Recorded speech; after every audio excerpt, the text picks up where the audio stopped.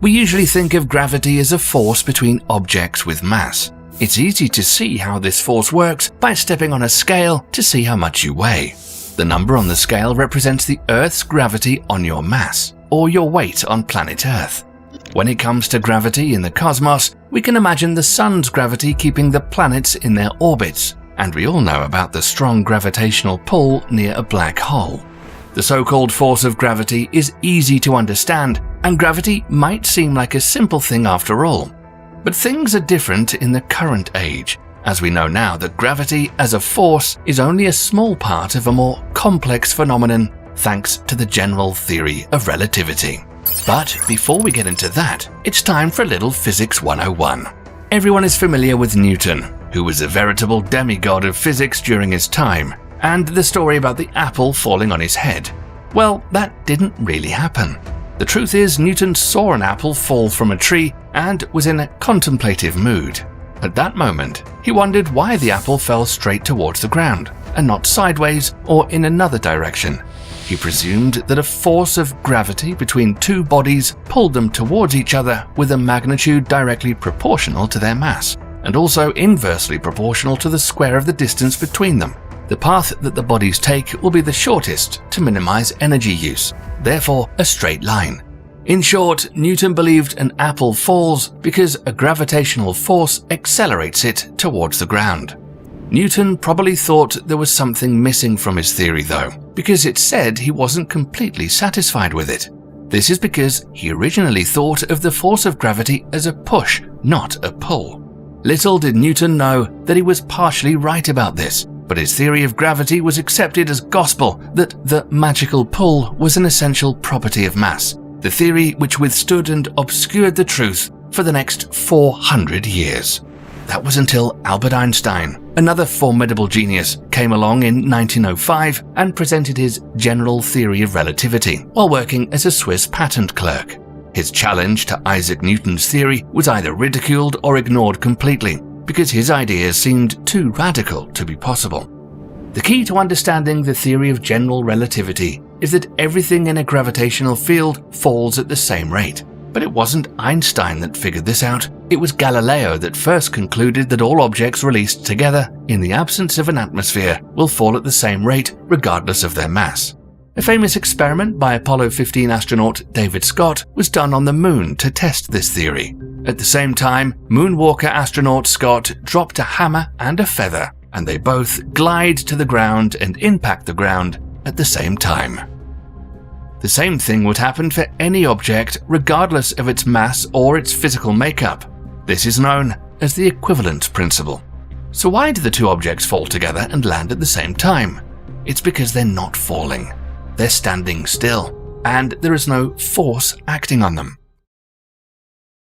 With Einstein's theory, gravity is not a force between two objects with mass. Instead, gravity is the warping of space and time in the presence of objects with mass, and without some force acting upon the objects, they will travel in a straight line. Einstein believed smaller objects are not pulled on by more massive objects, but instead the objects are being pushed down by the space above them, and that there is no such thing as a gravitational force. According to Einstein's theory, matter warps not only the fabric of space, but time as well. This is called space-time, and any object in space warps this space-time continuum. Space-time is the three dimensions of space: length, width, and height, combined with the fourth dimension, time. The more massive the object, the more it warps the space around it. Einstein believed that apples fall from trees and planets orbit stars because the objects are moving along curves in the space-time continuum, those curves being gravity. A good example to see how this works is to visualize the Earth on a grid of space-time. You can see the mass of the Earth warps space-time and creates a kind of gravity well. Any object around this mass, you, me, and even the Moon, is pulled down and towards this gravity well.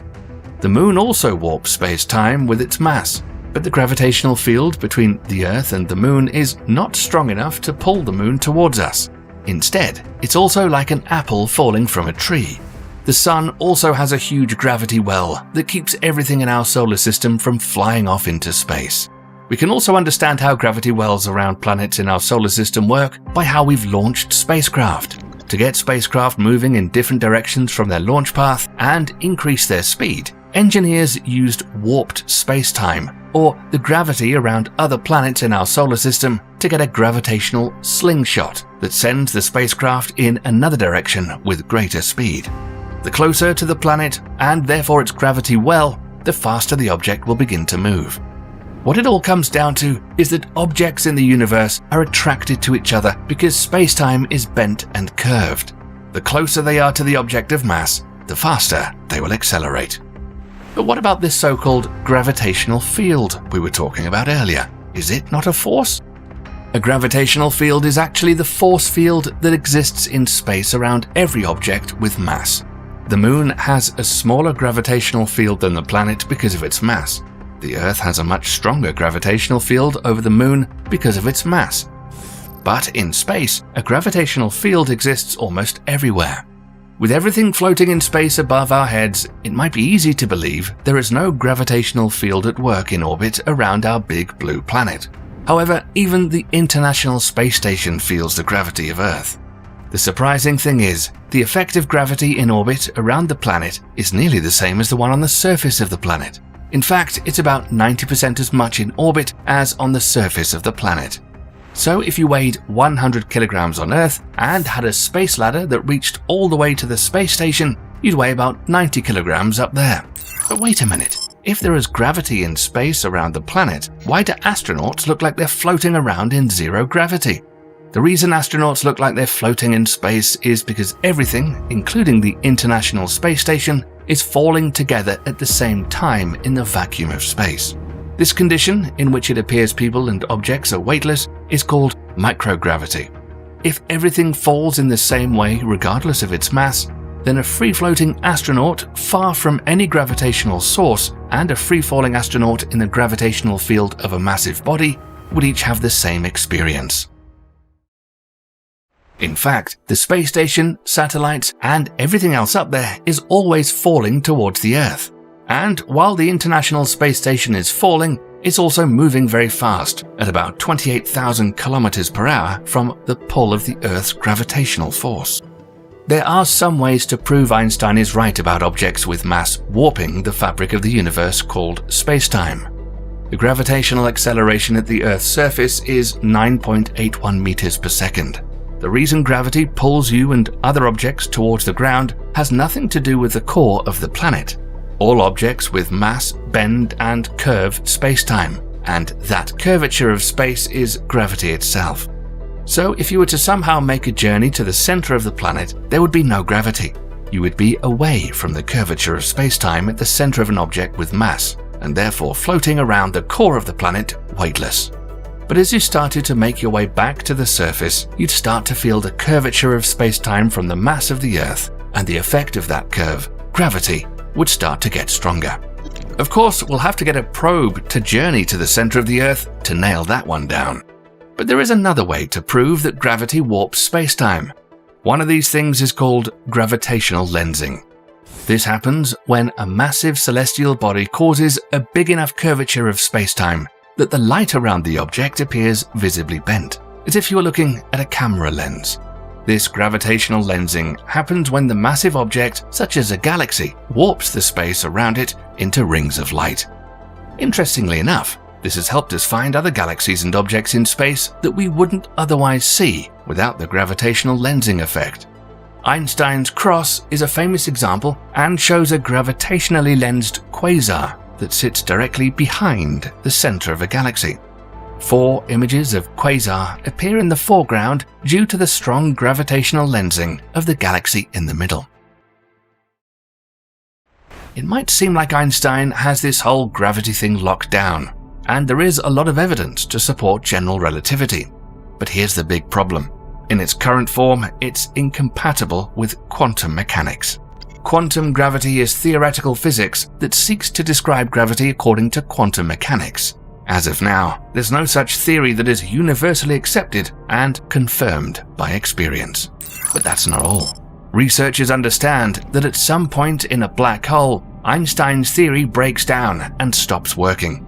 scientists used 3 giant telescopes in Hawaii to watch a blue star called SO2 make its closest approach to the black hole Sagittarius A star in the middle of the Milky Way galaxy in its 16-year orbit.